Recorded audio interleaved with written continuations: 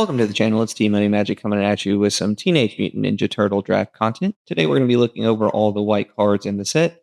It's going to be pretty straightforward. I'm going to put up the card, and then right beside the card, there's going to be a letter grade. And A means it's a bomb. It's a card that's just going to win you a game.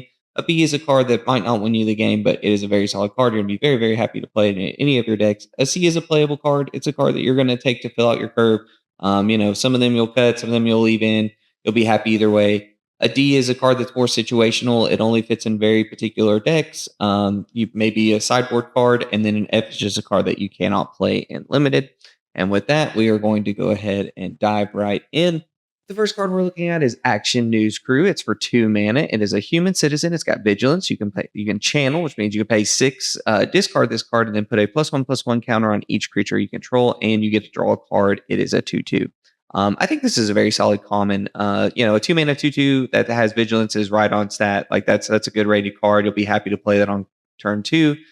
If the game goes late and you have the 6 mana, obviously at that point a 2/2 isn't that relevant. So you can then get rid of this card to then put a +1/+1 counter, and it replaces itself. I think this is one of the better commons in the set. You're gonna be very happy to take it. It's gonna really help you close out some games. The next card is Agent Bishop.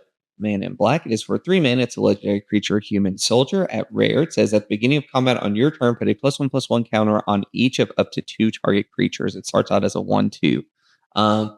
This card is very solid. I think that a 3 mana 1/2 is obviously not good, but the fact that you can lay this down before your combat, so you automatically get those triggers. So, like, even if you only have this and a 2 mana card, your 2 mana card gets bigger, and then this automatically becomes a 2/3, which is much better. And the fact that it's on every single turn, it's not just this one enters trigger, that makes this card incredible. I think you're going to take it very highly. It's going to help you. It's going to be one of the better cards that you can pick up, and it's a rare, so you're probably going to be playing against it often. Next up, we have April O'Neil. Kanushi Trainee. It's for 2 mana. It's a legendary creature, human ninja. Common. It says when April O'Neil enters, scry 2. April O'Neil can't be blocked by creatures with power 3 or greater, and she is a 2/2. The white black in particular, the ninjas, they really care about being able to get in and then sneak other cards in. And she really will help you do that. I think again a 2 mana 2/2 is right on stat. The fact that when she enters you get a scry 2 is nothing to scoff at. Just it's card advantage. It's not a straight up put it in your hand, but being able to scry, if you're flooding out early or if you need the land source, being able to curve this out is going to really help you with that. The fact that it can't be blocked by anything better than 3 power is great as well. So there are a lot of like 1/3s and stuff like that in the set. So maybe she doesn't get in always, but it will help her get in and help her do the sneak thing that she's trying to do. I think it's another solid common in the white. Next up, we have Dimensional Exile. It's for 2 mana. It's an enchantment aura. You can enchant basic land you control. When this aura enters, exile target creature an opponent controls until this aura leaves the battlefield. It's at uncommon. I think this is an excellent removal spell. Do keep in mind it is basic lands. So, any of your tap lands, the gain life lands, or anything like that, you can't attach to that. It does have to be a regular basic land. But it's still a very solid card. It's going to help you get rid of your opponent's big threat. And there are some pretty massive threats that you're going to want to get rid of in this set. So yeah, I think this is a very, very great removal spell. You're going to be happy to have it. You're going to take it pretty highly. Next up, we have East Wind Avatar. It's for 4 mana. It's a bird spirit avatar. It's got flying and vigilance. It's a 2/4 and it has alliance. So whenever another creature you control enters, this creature gets +1/+0 until end of turn. So a 4 mana 2/4 that has flying and vigilance is already like a very solid card. It's a great defender, and then you can swing in with it every turn because it has vigilance. And it's not going to matter unless they have flyers of their own. And the fact that this gets massive, like the more creatures that you put on the battlefield after it, this is going to be really potent in like your more aggressive strategies. But there's a lot of, obviously the name of the game is putting down creatures nowadays, like removal and all that is less good when just about everything has an enters ability now. So your deck's going to be loaded up with creatures. A lot of times you're going to be swinging in like at least a 3/4, sometimes even a 4/4, and that's going to feel incredible. It's going to help you close out the game. I think white already we're starting out with some really incredible commons for white, and this one's no different. I think it's another great common. You'll be happy to take it. Except we have Feather Branded Flincher. It is for 1 white mana. It is a bird mutant. It's got flying. It says when this creature leaves the battlefield, create a food token, and it's an 0/2. So this card is okay. It's a 1 mana card, so those are always fine. It has 0/2, so it's more just a defensive card. And the big thing that you want to be doing with this is obviously swinging in with it and then sneaking something else in because that's flying, so it's going to be able to get through. and then before damage, you'll sneak something in, and then you'll be able to get the food token off it. I see what they're trying to do with this card. Again, like there's no real attacking power behind it, so if you're top decking and you get this card, it's not going to feel too great. But the fact that like it helps you get your sneak in, I think that does make it a little bit higher. It's still not a card you're going to take very highly. Like it's just going to kind of be a card that's in your deck. Helps you fill out your curve and things like that. But it's not really going to be anything special. But if you're able to get a sneak off with it even one time, you're going to feel great about doing that. The next card we have is Grounded for Life. It is for 5 mana. It's an instant. The spell costs 3 less to cast it. It targets a tapped creature, and you can destroy target creature. Um, so we see this in every set. They're always like decent. Paying 5 mana to get rid of something isn't that great, but if you can get it when they're swinging in and you only have to pay 2 mana, that makes it's a common, so you're going to be able to pick these up later, and I think that makes it easier graded. Like if it was an uncommon or something, it wouldn't be as high of a grade, but I do think it's a decent card. You're going to play it in your white decks. It's going to help you kind of deal with because so the way that sneak works is that they have to do it while you're declaring blockers. So like before you get to the blocking step, right? This is where like kind of some higher level magic is going to come into play. But they say, okay, I'm going to attack phase, and then they swing out at you. Well, if you say, okay, I'm going to declare blocks, then you give them the go ahead to do their sneak thing. But if before declaring blocks, you can destroy their target creature and then you block everything that's left, all of a sudden their sneak isn't that good. And then overall, just in general, it's a decent way to remove something for only 2 mana. And can kind of help you. Like if you and your opponent are going back and forth swinging at each other, it'll help you get the advantage there. But yeah, it's a solid card. You're going to have to be on the lookout for it since it's a common. Overall, I think it's going to fit nicely into the deck. Next up, we have Hamato Guardian Stance. It's for 1 white mana. It's an instant. It says target creature you control gets +1/+3 and gains flying until end of turn, and you scry 1. This is going to be fine. It'll make your deck sometimes. Like sometimes you'll cut it. These are, I think we see this more in green or something where like you either give something reach or give it flying and then it untaps itself. This doesn't have the untap ability that makes it not as good because you can't really use it as a defensive card. It's going to be very much so on offense at all times. The Scry one helps it as well. I don't think it's anything incredible though. It's just kind of there. It's a card that's going to help you fill out your curve. If you have one, you're going to be okay with it. If you have to cut it, you're going to be okay with that as well. Next up, we have High Flying Ace. It's for 3 mana. It's a bird mutant. It's got flying. You can pay 4 mana, including 1 in white, and target creature without flying gains flying until end of turn. You can activate this only as a sorcery. So a 3 mana 2/3 with flying is surprisingly statted well. For some reason, there's something about 3 mana 2/1 flyings and 3 mana 1/3 flyings. Like they just end up always doing pretty well. And the fact that this can give something else flying, it'll help you with your sneak stuff. If you have enough mana laying around to be able to give something flying and then also sneak another creature in, it'll help you get in for some massive damage if like your opponent doesn't have any flyers. So yeah, I mean, all that I think makes this another one of those solid commons. White is just cranking out these solid commons. It's looking like it might end up being one of the better colors in the set, just from what my brief overview of everything is. But yeah, this is another great one. You can't go wrong with picking it because it's a common. You're going to be able to get it, pretty late into your draft. Next up, we have Jenica, Bad Apple Big Sister for 5 mana. It's a legendary creature, Mutant Ninja Turtle, and when it enters, you get a 2/2 red mutant creature token. You can also plane cycle for 2. So a 5 mana card that gives you a 3/3 and a 2/2 is awesome. You're going to be very happy to have that card. And also being able to plane cycle this away in the early game if you are needing the mana, that's also incredible. You can also use it for splashing and things like that because it's too generic. You don't have to already have a certain mana color to be able to plane cycle it away. So yeah, I mean, all that I think makes this a great card. And again, it's another common, it's another white common that it just seems like you're gonna be happy to have this in any of your decks. It's right on curve, it's right what you want to be doing, and it's a flexible card as well. Next up, we have Koya, Death from Above. It's for 3 mana. It's a legendary creature, mutant ninja bird. It's got flying. It says when Koya enters, exile up to 1 other target creature. At the beginning of the next end step, you may pay 4 mana, including 1 in black. If you don't, return that card to the battlefield under its owner's control. And it's a 2/1. So this card is obviously going to be very much suited for your black-white deck. That's the sneak ninja deck. So it's going to feel right at home there. Now you do have to do it at the beginning of your next end step. So,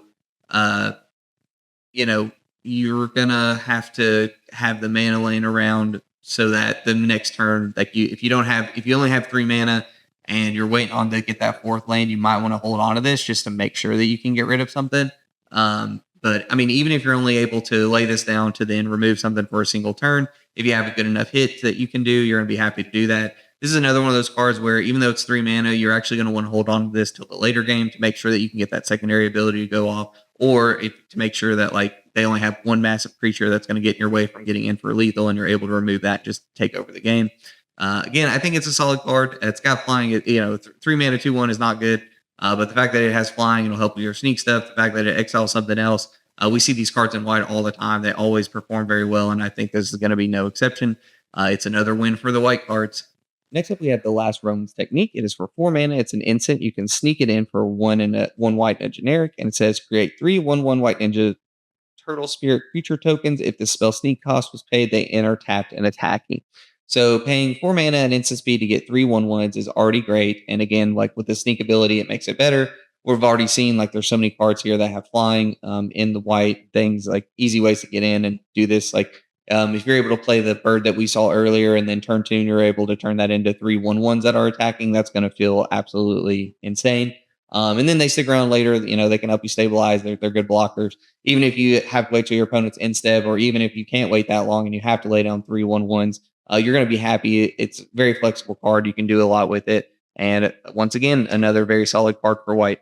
We have Leader's Talent. It's for 2 mana. It is an enchantment class. It starts out as whenever you attack, put a +1/+1 counter on target attacking creature. Then you can pay 3 mana and turn it into level 2. And it says whenever a creature you control leaves the battlefield, if it had a counter on it, you gain 2 life. And then later on, you can turn it into level 3 for 4 mana. It says whenever you cast a spell, put a +1/+1 counter on each creature you control. I think this is a great card. The fact that like you can lay it down early and then whenever you swing in. Now it is only one creature, so like it starts out as like 2 mana. The next turn you're swinging in with a creature, it gives it one counter. But then as it gets bigger and bigger, it becomes more threatening. And then at the level 3, if you're able to get to level 3, and then you're just putting +1/+1 counters on everything, the game's just over. It is a 2 mana do nothing on its own, and those are always kind of sketchy and limited. I think that holds it back from being like a straight up bomb, but I think it's up there. It reminds me of Innkeeper's Talent that we saw in another set where, again, I think people underrated it because it technically didn't do a lot on its own, but this is, it reminds me a lot of it. And I think it's going to end up being better than I think I'm going to give it credit for. But yeah, I think for now, we're just going to start it as it being a pretty solid card that we'll be happy to have. Next up, we have Leonardo Big Brother for 3 mana. It's a legendary creature, Mutant Ninja Turtle. It's got Sneak for 1 white mana, and it says Leonardo gets +1/+0 for each other creature you control. So again, Sneak, you can cast the spell for the 1 white mana. If you also return an unblocked attacker you control to a hand during the declare block step, he enters tapped and attacking. So this is probably might be the first not so great card that we've seen at common for white. A 3 mana 1/3 is just incredibly understated. Now it's not going to come in as a 3 mana 1/3, assuming that you have other creatures lying around. It'll be a 2/3 or a 3/3 or even a 4/3. But still, like it's a very generic vanilla creature. Like doesn't really do anything else except just be a big attacker. The sneak ability makes it a little bit better, but again, a lot of times, like if you're able to play this early on, you're not really going to have too much. Now, there is a world where like you're already snowballing and you've got like 5 attackers and they only have 3 blockers, and then you're able to put something back, and then you're swinging in with a 5/3 unblockable, and you're getting in 5 damage. But you're probably already coming ahead of the game. Overall, it's still not a bad card. Like it's crazy that this is kind of like one of the worst cards in comp because it's still good. It's still a really good card. But just compared to some of the other cards that we've seen, it's not as good. I still think it's a card that you're going to be very happy to play with, particularly in your sneak deck, in a deck where you're going really wide. So like in Boros or in the white black, like anything like that, you're going to feel incredible to have this as another way to fill out your curve. Next up, we have Leonardo Cutting Edge. It's for 2 mana. It's a legendary creature, Mutant Ninja Turtle. You can sneak it in for 1 white mana. It has life thing. It says whenever you gain life, put a +1/+1 counter on Leonardo. So 2 mana 1/1 is not that great. Now, if you're able to sneak it in and you automatically make it a 2/2, then it's a little bit better. But even then, it's not. Add to your. It's not too. I mean, it's just 2 mana. It's just you're swinging in with 1, so you're gaining 1 life, and then you're putting a counter on it. Add to your that then your opponent knows that it's out there and they can start blocking and things like that. So overall, I think that kind of again makes this just like an okay card, maybe even a less than okay card. It's just it doesn't have a lot enough going on for you to really take away at the game. If you have some other ways to gain life, then it kind of get a little nutty, but it is more of like a build around situational card than anything else. There's a lot of uncommons and even commons that I think are better than this. So if you're already going in that direction and you just kind of happen to get this later on in your draft, and you'll be okay to take it. But I don't think it's anything groundbreaking or anything that you're going to feel sad if you don't have it in your deck. Next up, we have Leonardo, leader in blue. It's for 1 white mana. It's a legendary creature, mutant ninja turtle. You can also sneak it in for 5 mana, including 2 in white. It says, when Leonardo enters, if his sneak cost was paid, creatures you control get +2/+0 until end of turn. You can pay 1 generic and a white, and Leonardo gains first strike until end of turn. This is a very decent card. You're happy to lay this down on as your 1 drop. It's just a 1 drop, 2/1, and then the next turn, if you have nothing else to do, you can threaten first strike. And you're happy to play it late because if you play it late, a lot of times maybe you can ambush your opponent. Maybe you're able to get better trades out of it, or even keep some of your creatures alive while they're not able to keep theirs alive because of the buff that it gives. Either way, like it's a very flexible card. I think you're gonna be very happy to have this. And it's another solid card for white. It's another solid card for your ninja decks and your Boros aggro go wide decks. Like, it's just great card so far. Next up, we have Leonardo Sewer Samurai. It's for 4 mana. It's a legendary creature, mutant ninja turtle samurai. You can sneak it in for 2 generic and 2 white. It's got double strike. It says during your turn, you may cast creature spells with power or toughness 1 or less from your graveyard. If you cast a spell this way, that creature enters with a finality counter on it. It is at Mythic. So yeah, I mean, a 4 mana 3/3. If you just had to lay this out, that's still an awesome card because it has the double strike. If you're able to sneak this in, there's a good chance that not only you're doing 6 damage to your opponent, but you also are then able to play like one of your lower mana creatures that maybe is no longer in the game from your graveyard and things like that. And you're going to feel pretty happy about doing that. Overall, I think again, like I don't think I've seen maybe there's been 1 white card that's been bad so far, but this is another incredible card. You're going to be very happy to have it. It's got such huge upside, and even the downside, like just laying down a 4 mana 3/3 with double strike, that's still because then you're still able to lay down the or to use the other ability where you can get creatures with lesser toughness back onto the battlefield.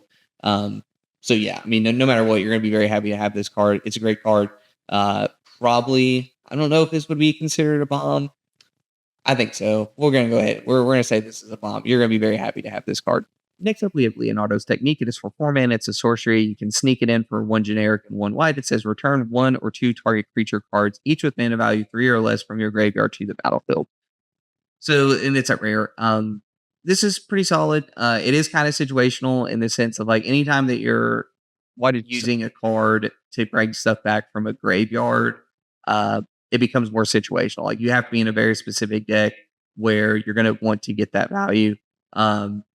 Where you're going to want to make sure that you have that value ready to bring those creatures back. Now you can, if you have like an aggressive opponent or something and you're just trading off in the early game and then you bring back 2 creatures because they do enter the battlefield, and that is a lot better than if you just had to return them to your hand. And if you're able to sneak this in, that's going to feel incredible. Paying 2 mana to do this is going to really break the game. But again, like I do think it's kind of like if you pick this up in pack 1, it kind of forces you to be a very particular deck, and you might just want to pass on it just because of that. But like if you're already heading in that direction and you pick this up on pack 2 or pack 3, then you're going to be happy to add this into your deck. So overall, like I think it's a solid card. I don't think it's a bomb or anything, but it is a very solid card. You'll be happy to play it. It'll help you in your ninja decks. It'll help you in your aggro Boros decks, and all that makes it pretty solid. Next up, we have Lita, Little Orphan Amphibian. It's for 2 mana. It's a legendary creature, a mutant ninja turtle. It's got Alliance. It says whenever another creature you control enters, choose one that hasn't been chosen this turn. Put a +1/+1 counter on Lita. Create a food token or scry 1. I think this is another great card. Starts out as a 2 mana 2/1, which isn't too great, but then the very next turn you can turn it into a 3/2, or you can create a food, or you can scry 1, just depending on what you need to do. And it is so flexible, and the fact that it can go off multiple times in a turn. So if you get to a point where like you get to 4 mana and you have 2 different 2/2/2s that you can lay down, or 2 mana cards that you can lay down, you're going to be happy to do that because then you get the counter and the food or the scry or whatever else you're needing. So yeah, I think all that makes this another great card for white. You're gonna be happy to have this in your deck. Add to Next, your we have Make Your Move. It's for 3 mana. It's an instant. Says destroy target artifact, enchantment, or creature with power 4 or greater. We see this in every set. It's always like fine. A lot of times it's like sideboard. It's more of like a sideboard card you bring out if you don't have enough removal and your opponent has like a big scary threat or something. Then it's good to pull out of your sideboard. Not really as much of a main deck card, but it is still pretty good. If you have to play it in your curve or just about your curve, you didn't exactly get there on what you needed, you'll be okay to do it. But because it's like a little bit more situational than some of the other cards, a lot of times it's something you're pulling out of your sideboard. Next up, we have Mighty Mutables. It is for 4 mana, including 2 and white. It's a mutant rebel. It says when this creature enters, create a 2/2 red mutant creature token. As Alliance, whenever another creature you control enters, put a +1/+1 counter on target creature you control. It starts out as a 2/1. So a 4 mana that creates you a 2/1 and a 2/2 is already solid. Because both of them are entering. When the 2/2 enters, it's going to create. You're already getting the +1/+1 counter just by it entering, and that makes this card a lot better. A 2/1 and a 2/2 is fine on its own, and then if you're able to make something else bigger, or able to make one of these creatures bigger to help you stabilize, it's going to feel great. Again, I can't stress this enough. I really think that White might just run away with this format. It doesn't seem like any of these cards could miss. You almost have too much options to choose from, and I think that's going to make this particular color pair a little bit scary. But yeah, this is another solid card for it. You can't really go wrong with having this card. It's going to help you win some games.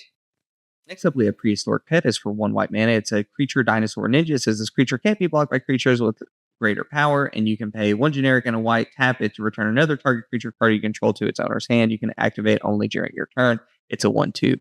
Um, so this card is like fine. A 1 mana 1/2 is okay, and then the fact that like it can't be blocked with creatures that have greater power than it.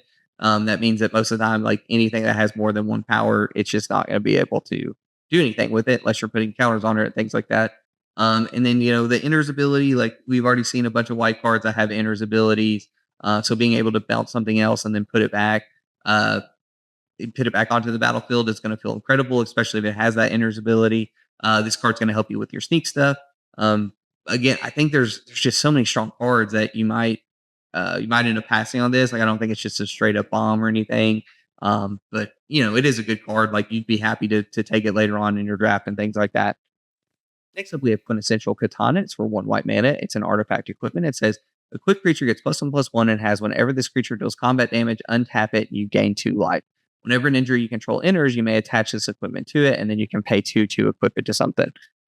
This is another really solid equipment. You can lay down as your 1 drop, and then on your 2 drop, if you have a ninja that's your 2 drop, then you automatically are attacking it to it, and that makes it bigger. And then when it does combat damage, you can untap it, so it's like pseudo vigilance, and you gain 2 life. So all that I think makes this another great card. Uh, and it's crazy. I don't think we have too many cards left in white to review. And the fact that it's just so good, white is just so good. This is another good one for it. You're going to be happy to have at least one copy of these in your deck. Next up, we have Sally Pride, Lioness Leader. It's for 5 mana, including 2 and white. It's a legendary creature, Cat Mutant Rebel. It says when Sally Pride enters, create X/2/2 red mutant creature tokens, where X is the number of non-token creatures you control. Whenever Sally Pride attacks, put a +1/+1 counter on each creature you control, and she starts out as a 2/4.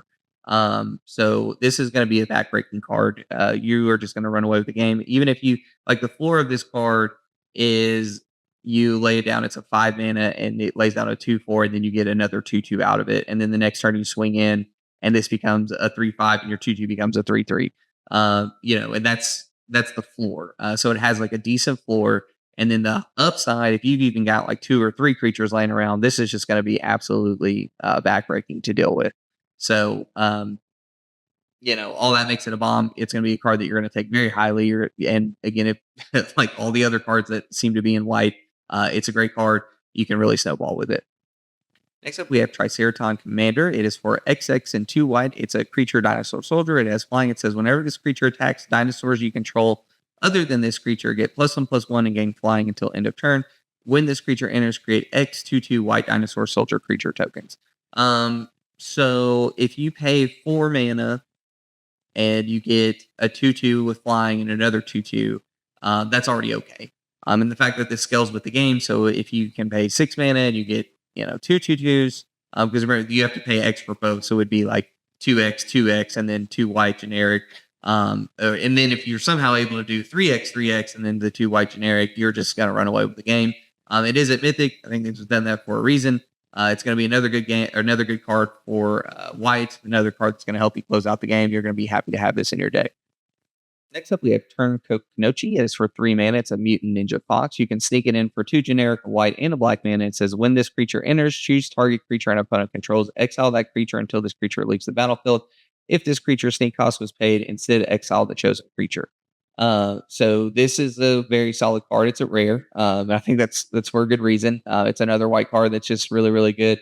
Even if you're only able to pay the 3 mana to lay it down and temporarily remove something, a lot of times that's good enough. We've seen that in the past with other cards. They always perform really well. I don't see this being any different. If you're able to pay the sneak cost, then it gets really nutty because then it's just a straight up removal spell. And then do keep in mind, sneaking is like you're bouncing something back to your hand. So if you're able to bounce a creature back to your hand, sometimes creatures has like leave the battlefield abilities. Sometimes even if they don't, they have enter ability, and then you can replay them the next turn.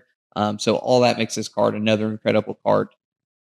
Next up, we have Turtles Forever. It's for 4 mana. It's an instant. It says search your library and or outside the game for exactly 4 legendary creature cards you own with different names. Then reveal those cards. An opponent chooses 2 of them. Put the chosen cards into your hand and shuffle the rest into your library. So this is the second card that we've seen. There was a dragon earlier that really cares about finding things outside the game. So that's interesting. Again, in limited, everything in your sideboard or everything that is not in your deck is considered your sideboard. There's no like limit of your sideboard or anything like that. I'm interested if like they're going to what they're going to do on Arena for that, or how that works. But like in paper, anyways, if you go down to your local draft store or your local game store and you play this in draft, or you play it in your pre-release, you're going to be able to go and find whatever you want. Your opponent gets to choose 2 of the 4 things that you have, even if they're like not that great. The fact that they come from outside of the game, and then you're able to shuffle the other 2 back into your deck, so then if they add to your deck, that's incredible ability. Again, I think it's another solid white card. There's been no real bad white cards in this, and this is another one that's really good. It's just going to help you get what you need. It can help you dig for cards in your own deck. Because you can also search your library. So yeah, I mean, whatever you're needing to do, whether it's outside the game or already in your library, you're going to be able to find it with this card, and that's going to help you close out the game. The last card that we have is Uneasy Alliance. It's for 2 mana. It's an enchantment aura. You enchant creature. Enchanted creature can attack or block. You can pay 5 to sacrifice this aura, exile the enchanted creature, and you get a 1/1 black ninja creature token. Activate only as a sorcery. We've seen this in a couple of sets now. It always performs well. At first, it just is a passivism, but now we have more and more passivisms with upside. This is another good upside. You can pay 5. You just straight up remove the creature, and then you get a 1/1 on your side of the board. So you remove from their board, you add to your board. Very good things to be doing. I think it's another solid card. There wasn't a single bad card in white, so I don't know what that means for the format. But I think there's a lot of people who were a little hesitant on the format, and if any of the other color pairs are playing out like white is so far, then yeah, I see why people are a little bit nervous about it. It is a smaller set, so that's going to wrap us up for white. If you like the content, be sure to like and subscribe. Next, we will be going over all of the blue cards. So stick around for that next video. I appreciate you taking the time to tune in. Everything that you all do helps the channel grow and helps me become a better Magic player along the way. So thank you so much, and be on the lookout for our next one.